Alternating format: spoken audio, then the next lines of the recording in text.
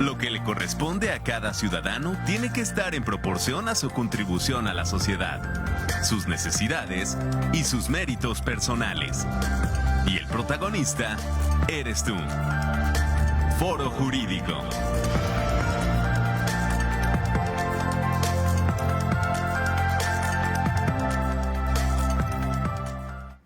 ¿Qué tal? ¿Cómo están? Muy buenos días, tengan todos ustedes. Me da muchísimo gusto saludarlos como siempre. Y bueno, antes que nada decirles que este es un programa que fue previamente grabado. Es el primero de dos, son dos programas en los que vamos a hablar del mismo tema.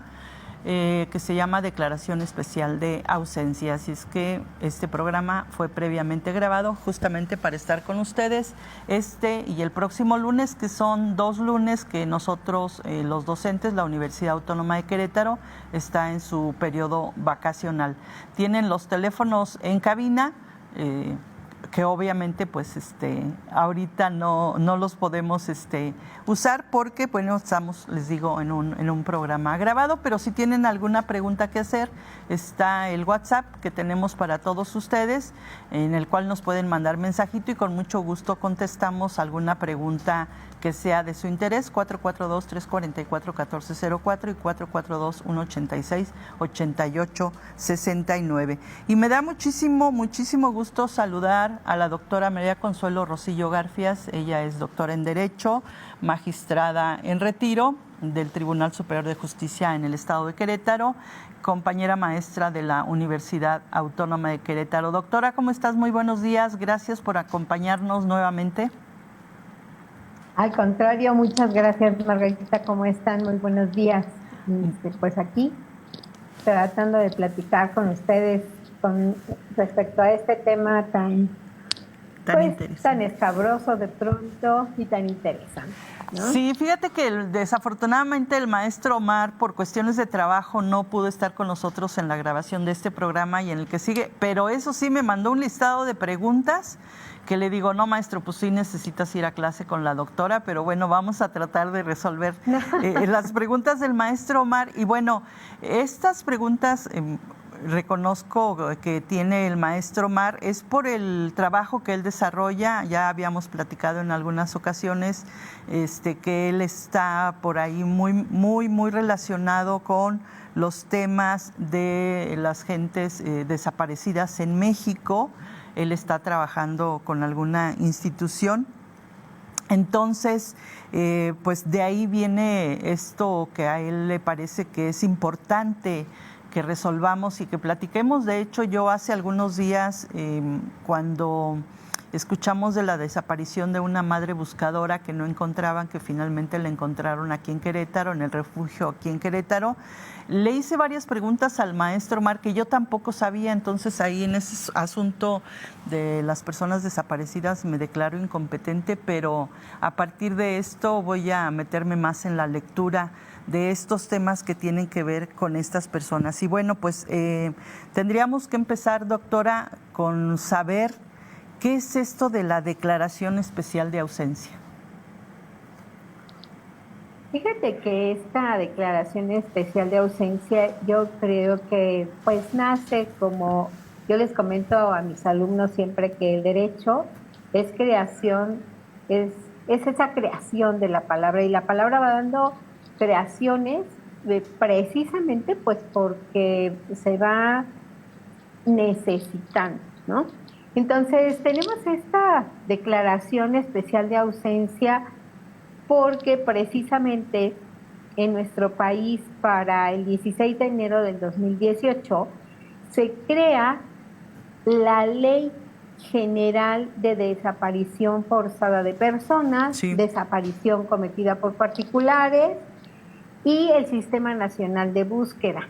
Entonces, ¿qué es lo que esto viene a provocar? Pues obviamente que haya una serie de reformas, pero no solamente en la creación de la norma, sino que nos obliga a revisar otras normas, como pues obviamente la ley familiar, todo lo que se refiere al Código de Procedimientos Familiares, lo que puede establecer también nuestro Código Civil. Por eso mencionábamos acerca en la entrevista anterior pues mencionábamos acerca de estos procedimientos que se tendrían que llevar y que contempla nuestro Código Nacional de Procedimientos Familiares y Civiles, ¿no? Para hacer ese tipo de trámites.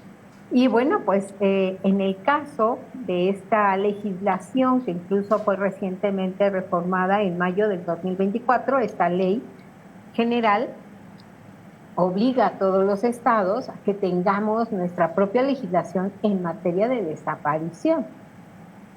Somos de los estados que todavía no contamos con esta legislación, que incluso para el 2 de mayo del 2024 mencionaba el presidente de la legislatura en Querétaro, el licenciado Vega, pues que sí va a haber una homologación de la Ley General de Desaparición Forzada en Querétaro y que se van a retomar esos trabajos legislativos por parte de nuestra legislatura una vez que pasara este proceso electoral. Entonces, seguramente, pues ya nuestra legislatura abordará estos temas y pondrá manos a la obra para la creación de la norma. Por lo pronto, ¿qué tenemos? Pues por lo pronto lo que dice nuestra legislación general en esta materia, esta Ley General de la materia de desaparición forzada, lo que dice nuestro Código Nacional de Procedimientos Civiles y bueno, pues lo que realiza día con día, obviamente, la Fiscalía del Estado. Claro. Doctora, entonces, ¿este trámite de desaparición especial de ausencia se lleva ante un juez familiar? Se puede llevar ante juez familiar y también puede ser, si es un asunto de índole civil, bueno, también ahí se puede hacer valer, pero sí se lleva justamente ante el juez familiar, se hace la solicitud de desaparición especial de ausencia y notificándose obviamente a las autoridades para que pues tengo que decirles, oye, yo desconozco el paradero de mi familiar, no sé dónde se encuentra, deberá personarse la persona, obviamente pues, para decir, oye, ¿por qué tienes interés? ¿Cuál es tu interés legítimo? Claro. Como en todos los procedimientos, ¿no? También, pues obviamente que quiere pues establecer su estado de incertidumbre y que en su caso se pueda modificar su capacidad jurídica. ¿Por qué hablamos acerca de modificación de la capacidad jurídica? Bueno, pues porque lo que nosotros queremos pues es que no vaya a perder sus derechos, ¿no? Claro. Si es un trabajador, pues obviamente tenemos una declaración especial de ausencia, pero con la intención de que la persona, lo estamos buscando con la mejor intención, de que no se encuentre fallecido, ¿no? Claro. Entonces, pues lo que estamos procurando, pues es que sus beneficios, vamos a pensar, si tú te ausentas de tu trabajo 3 días consecutivos, pues estás dando pauta para ser despedido, ¿no? Claro.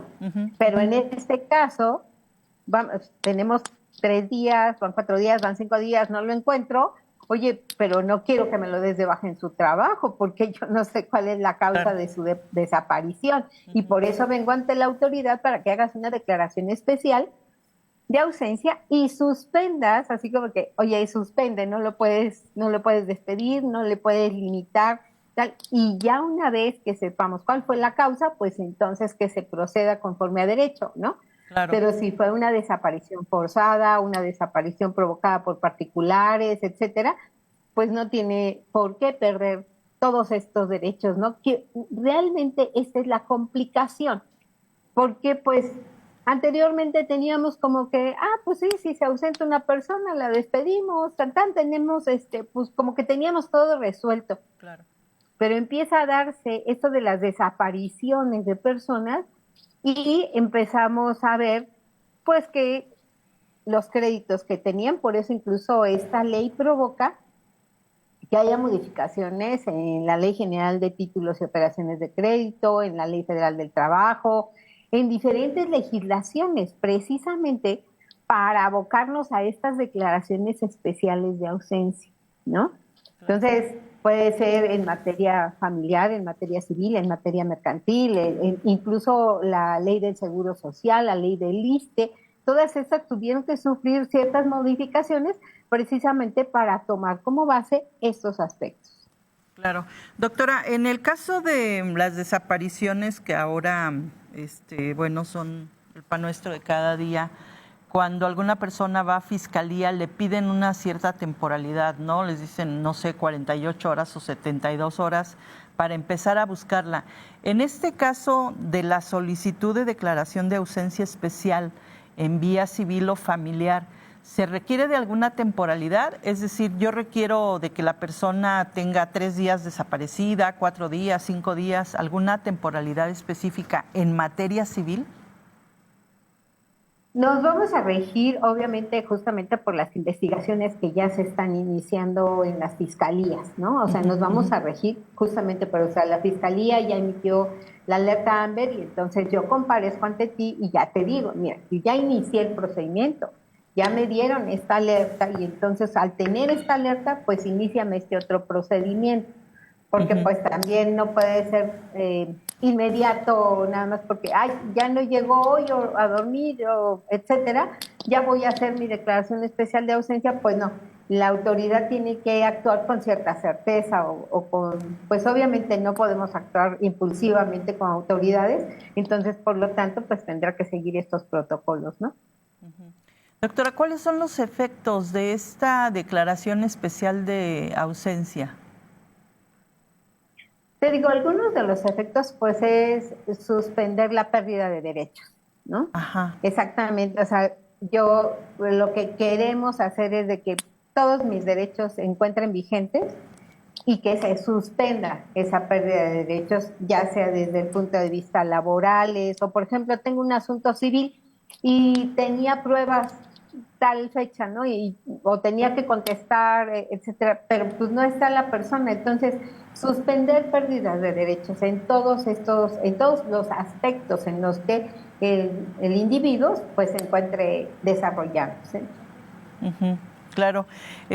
Doctora, ¿cuál sería la diferencia entre presunción de ausencia y la declaración de ausencia? Bueno, en la declaración de ausencia ya tenemos la certeza de que el sujeto no se encuentra, ¿no? O sea, cuando hablamos de presunción, presumimos, pero aquí en este caso ya hay una declaración, ya incluso la autoridad ministerial ya incluso hizo un pronunciamiento de una alerta de búsqueda, ¿no? Porque recordemos que ya en esta legislación pues se crean herramientas específicas de búsqueda, ¿no? Incluso, por ejemplo, tenemos que incluso el familiar, la persona que está en la búsqueda de una persona, pues tiene algunos derechos, tiene derecho a que se investigue a la persona y que los responsables sean sancionados. También tiene derecho incluso a proponer diligencias para la búsqueda y la investigación. Entonces ya están estos mecanismos trabajándose, ¿no? Precisamente porque ya hay una declaración, ya tenemos ahí. En la otra, pues es presumimos que exclusivamente hay una ausencia. También la persona tiene derecho a opinar sobre las acciones que las autoridades estén tomando, ¿no? O sea, decir, es que a lo mejor recibió una amenaza, a lo mejor había notado a la persona en unas circunstancias extremas de angustia, etcétera, ¿no? Entonces, también la persona, las víctimas o las personas que pueden ser víctimas o tener un nexo directo tienen derecho a tener acceso a los expedientes y a obtener copia gratuita de lo que se esté haciendo dentro de lo que es la investigación, a garantizar medidas de ayuda, de asistencia, de protección a víctimas incluso, ¿no? Entonces, a partir de todas estas acciones, pues ya no podemos decir que hay una presunción de ausencia, ya tenemos ahí una ausencia que está prácticamente avalada y declarada por la autoridad. Incluso a raíz de todo esto también se crea el Sistema Nacional de Búsqueda de Personas. Este Sistema Nacional de Búsqueda de Personas establece responsabilidades a las autoridades. ¿Responsabilidades en qué ámbito? Pues en la investigación, en la identificación forense, en la búsqueda de personas, obviamente en la atención a las víctimas. Y por otro lado, también, o sea, nosotros hoy por hoy estamos frente a herramientas tecnológicas que están obligados a utilizar, ¿no? Como por ejemplo el Registro Nacional de Personas Desaparecidas. Ya tenemos que tener un registro nacional. Si recordarás, en antaño pues teníamos nuestros libros de gobierno y ahí anotábamos todo y poníamos esto y aquello, ¿no? Pero hoy esos libros de gobierno son nuestras computadoras, ¿no? Claro. Y ahí tenemos que insertar todos los datos. Entonces, ese registro nacional de personas desaparecidas, pues es compartido por en todas las plataformas. Por eso el INEGI, por eso todo, pues se tienen ahí todos estos datos, ¿no? Claro. También estamos obligados a tener un banco de datos forenses.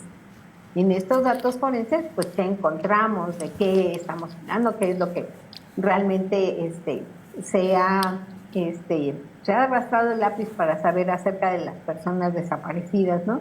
Claro. O el Registro Nacional de Personas Fallecidas no identificadas, o bien que fueron identificadas pero que no fueron reclamadas, ¿no? Claro. También tenemos que tener ese registro para que se comparta, porque algunas a lo mejor fueron identificadas, pero nadie quiso reclamarlas, ¿no? Porque tuvieron miedo, porque pensaron que el reclamarlo era tanto como declarar en su contra, etcétera, ¿no? Entonces, pero ahí está, sí los tenemos. O el Registro Nacional de Fosas, ¿no? Ese registro, ya ves que hoy se ha hablado mucho de fosas clandestinas en las que se encuentran por ahí personas que, etcétera, ¿no? Entonces, pues también el Registro Nacional de Fosas y obviamente pues la alerta AMBER, que de pronto a veces las personas que están preocupadas porque su familiar no aparece y todo, quisieran que la alerta AMBER fuera inmediata y que en ese momento en el que acuden ante la autoridad dijeran sí, ahorita publicamos la alerta AMBER, pero también la autoridad tiene que actuar con mesura para que no sea como el cuento de el lobo, ¿no? Que ahí viene el lobo y al rato no le creen a la autoridad también. Entonces tiene que tomar todas las medidas adecuadas para que lo que esté planteando realmente sea creíble, que lo que nos esté señalando efectivamente, pues obviamente se esté planteando adecuadamente, no que se pida una alerta AMBER porque efectivamente hay en este momento la presunción de que la persona se encuentra desaparecida, ¿no? Claro, y a mí me parece, doctora, desde un punto de vista muy particular, que no hemos avanzado a la velocidad que los familiares quisieran, los familiares de personas desaparecidas. Y la otra también es que muchas veces la Fiscalía es muy incrédula en esto que se dice. Hoy tenemos, por ejemplo, como bien lo decía, hoy tenemos redes sociales, ¿no? Que a las 2 horas o 3 horas que no encuentro a mi hijo, que no encuentro a mi pariente, inmediatamente estoy subiendo a redes sociales, ¿no? Por favor, ayúdenme porque desapareció mi hija que iba a la escuela, no llegó, o esto, lo otro y aquello. Y poco tiempo después o un día después, gracias por haberme ayudado, ya apareció. Y la gente siempre en ese morbo que por naturaleza tenemos los seres humanos, siempre es, bueno, díganos dónde apareció o dónde andaba y todo, y empieza una serie de ataques en redes sociales porque lo vi lastimosamente con esta señora que ahorita no recuerdo su nombre, pero que seguramente muchos saben de quién estoy hablando. Es una madre buscadora, que ella es de Sinaloa, si no mal recuerdo, que estuvo en el refugio de aquí de Querétaro. Y cuando desgraciadamente, porque sí es desgraciadamente, ¿por qué lo digo? Porque los refugios para las madres buscadoras pues no se deben dar a conocer, Por eso se le llaman refugios. Y desafortunadamente muchos medios de comunicación aquí en Querétaro pues dieron a conocer en dónde estaba el refugio, dónde encuentran a esta señora. Cuando llegan y la encuentran, que estaba profundamente dormida, empezaron a hacer una serie de ataques a la señora. Sí, claro, seguramente que la fiesta de ayer estuvo buena, dice que se pegó, pues sí, seguramente que la borrachera, y hasta después empiezan a salir miles de cosas, incluso sale un video que ella grabó en donde dice que ella está enferma, es diabética, entre otras muchas cosas, y que bueno, pues sí, ella llega aquí a Querétaro y se duerme de manera profunda, se pierde porque bueno, hubo por ahí su cuerpo no resistió a lo mejor pues lo que ella en su momento vivió en la Ciudad de México, porque ella fue a la presentación de su libro como madre buscadora y se queda profundamente dormida, ¿no? Hasta que la autoridad va, abren la casa, que es la casa de refugio, la ven, la sacan en una ambulancia y se la llevan. Entonces es la incredulidad de las autoridades, pero la incredulidad también de nosotros como personas, ¿no? Es decir, ¿por qué pensar que la señora se fue de fiesta y que se tomó unas copas y por eso estaba dormida y por eso no reaccionaba? Pues no, la señora desafortunadamente está enferma, ¿no? Tiene 2 hijos desaparecidos, entonces creo que no pudiera estar la señora como en muy buenas condiciones, pero que te digo, desafortunadamente la autoridad es también muchas veces incrédula, ¿no? El no querer hacer cosas porque no se cree, dice, no, bueno, pues es que seguramente se fue con el novio, ¿no? O seguramente se fue con la novia, o seguramente se fue de fiesta y se quedó con los amigos. Y entonces va pasando el tiempo, y cuando finalmente la autoridad decide hacer algo, pues muchas veces es demasiado tarde. Probablemente sí, pero creo que esto, justamente por eso se ha motivado que la autoridad dé un tiempo específico para iniciar con las alertas, ¿no?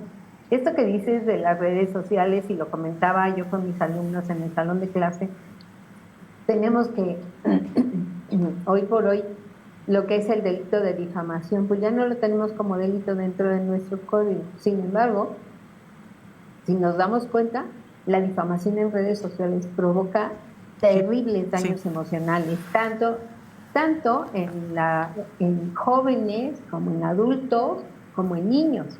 Entonces, ¿por qué? Pues porque a veces los papás les creamos una cuenta de Facebook a los niños cuando ellos no tienen la posibilidad de tenerlo, pero sin embargo, pues se les crea esa cuenta y ¿qué provoca? Pues que a veces vienen descalificaciones ahí terribles, ¿no? Sí. Y lo que mencionas en cuanto a Ceci Patricia Flores Armenta, que justamente es esta activista que desapareció, bueno, pues la autoridad solicitó permiso para entrar al domicilio y poder verificar si se encontraba al interior. Y entonces autorizan una orden de cateo. Yo creo que fue muy bueno, o sea, creo que la autoridad actuó bien, porque autorizan una orden de cateo para ingresar al domicilio y verificar si se encontraba ahí o no. Entonces, pues efectivamente, ella se encontraba ahí en un sueño profundo. ¿Cuál es la razón? Pues a lo mejor toma pastillas porque, como tú bien lo mencionas, o sea, perdió 2 hijos y pues a veces no puede dormir las personas, y de ordinario a veces se nos da el sueño. Imagínate a alguien que ha perdido a 2 hijos. Claro. Bueno, esto ha de ser terrible. No quisiera estar en los zapatos de alguien que pierde un familiar de esta naturaleza. Pero vimos todas las descalificaciones, incluso de que, ay, sí la vieron que andaba hasta con Xochitl, ay, sí la vieron, bueno, hasta en cosas que ni siquiera, o sea, no tenía caso ni siquiera mencionarlo, ¿no? Claro, claro. Pero estas acciones o esto que hacemos como sociedad es descalificar cuestiones y que también provocamos que la autoridad diga, o sea, tanto buscarla y estas circunstancias, ¿no? Y estas situaciones. Sin embargo, la autoridad tiene que ser totalmente imparcial ante esto. Ajá. La autoridad, doctora, está para cuidar y mande. Permíteme que te interrumpa, por favor, Vamos a terminar con este programa y dar continuidad al siguiente. Así es que agradecer a la gente que nos ve el día de hoy y pedirles que esperen al siguiente programa, que también va a ser grabado para concluir con este tema. Ok, muchas gracias.